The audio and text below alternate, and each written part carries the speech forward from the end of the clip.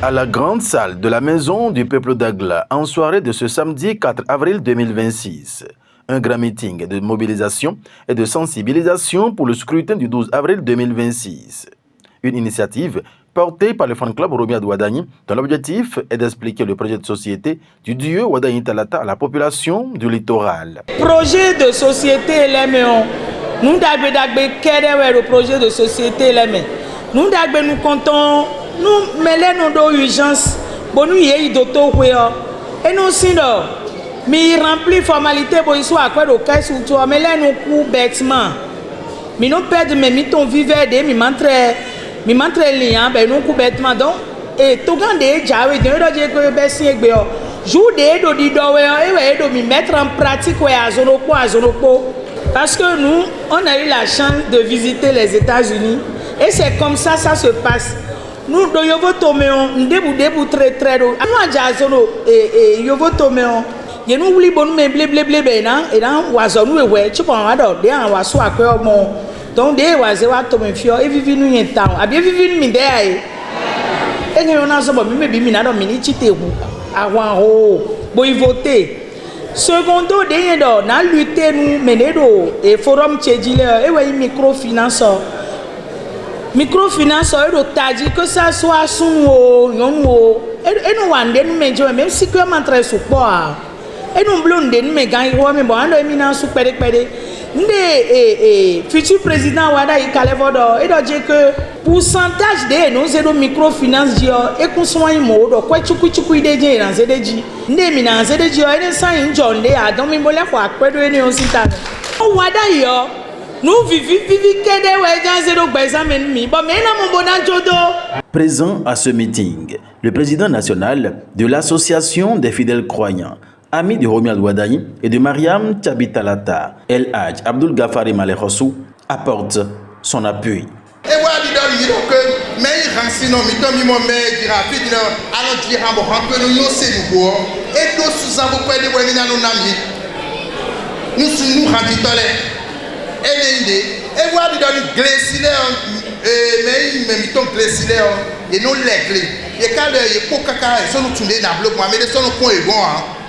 Mais donc il n'a pas bon, il n'a pas zéda côté lié, il était à coup, mais maintenant ça donne parce que à d'autres côtés on doit associer l'aigle. Donc il y a ma sauce l'aigle. Il m'a dit quoi il est dans le lié, bon on est vide, mamina me vide abe, le vide là tu me n'as jo, tu es ton pono, oh tu es ton milakon ministre député, milamu donc tout bout mi programme tout le nom donné. Donc, mais mon coton les dit, et bien à te con, ben on sait quoi de ben on jole, ni était à moi ça, à quoi de on sait bon on a eu gana. Monsieur Patrice Talon, président de la République, à Zodewa, ni mène madea et doit créer parce que Egbedion, il y a un soin pour, attention besoin d'un blohan, portable te dit à un soin pour, bah le sud et bien à Hotsuba.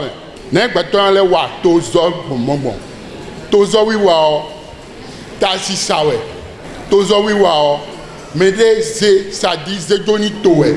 À cette occasion, ce samedi soir, un exercice tout simple. Comment reconnaître et identifier son bureau de vote.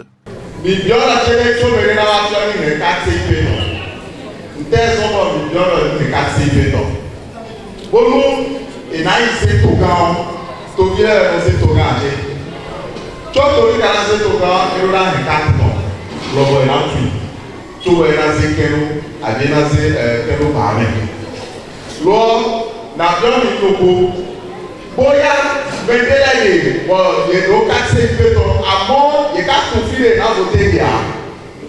Donc, nous devons aller. Nous devons manger pour aller. Toi et le bousoué. Amaya ou le Ramea, Amaya, Bodo, Muzu, toi, tu vas et bien, je vais machine, il collecte le machine. Mais tu dois venir me voir et le 18 ans, 12 avril, tu dois te machine, 4 directeurs de Boussoro à Soaria. Et ouais, mais il me voit 18 ans. Et là, tu vas dire, il faut que le match va voter. Nous y vont, si tu as la machine, on a classé le lot. Boya, ouais, là, tu es venu voter à Gla. Donc, machine, on a cassé le lot pour lui. Bon, voilà, dis donc, à Gla, le peuple, on a venu voter le lot à mon époque. Et bien, c'est bon, à l'île de la télé, il a fait portage du toilette. Le bonaba, centre de vote du toilette. Bonab tout le monde est venu. Tu vois, à savoir, il a si vous y fidez, il comme il tourne, bon, il a voté. Donc, il y a que tout grand. La joie de l'eau, les localités de béton, et si c'est comme il le c'est comme il. Le bon, il a vérifié centre de vote. Le bon, il a collé les soins dans l'autre toilette. Pour nous, c'est ce que tu dois dire. À Zamou, quand on regarde, et il y a à Zon, des Touzon, des Cette initiative, parrainée par le député Joël Godonon de l'Union progressiste Le Renouveau, a été renforcée par le président de la Fondation Malé Rossou, médiateur de l'Union islamique du Bénin. Député honoré El Hadji Yacoubou Malé Rossou, qui s'est prêté à un devoir de mémoire pour expliquer combien il est important de poursuivre la dynamique du président Patrice Talon à travers le vote massif du 12 avril prochain au profit du duo Wadani Talata. Fondation est un tête idée. Nous sommes opposants à des ponts, en clançon point. Et donc, au zoom, il y a des gens qui ont tout le temps. Mais tout le monde, 26 juillet. Mi barangele opposant à l'homme ni wado dena ko emile e do dene mi kla ko alpha je dene mi la ko ye me opposant le na wa tantan e mi bloc mon modèle FIFA Natin 2026 bon conduit une délégation de 10 personnes de 10 imams mi bon mais les bigon président Yaigon et mi a sous torandi donc nous era bloc mi de et puis Talon blona Emilio, et il y a Rabel, et non tout mêlé, mais ami, Kabendele 2026 élection et là, Minablon de Dandan, bon, Tagbanati, alors, monsieur Malekos, mon ami, à cause de toi, j'ai accepté. Et c'est au meilleur point, non pas, bon, mais comme politique, et vous avez mené chef de délégation. Vous avez conduit député Newa Gomen. Mais quoi l'autre poni? Adwa mi ko wezo deni ko pelege yo. To FIFA na ti. E do ko jo deni ko mi lenje mi na no po. Hun nous asso mi sauver toi ouais. Bon ma o kan blo mi adu ya gbere pon hein. Et le message a été bien perçu.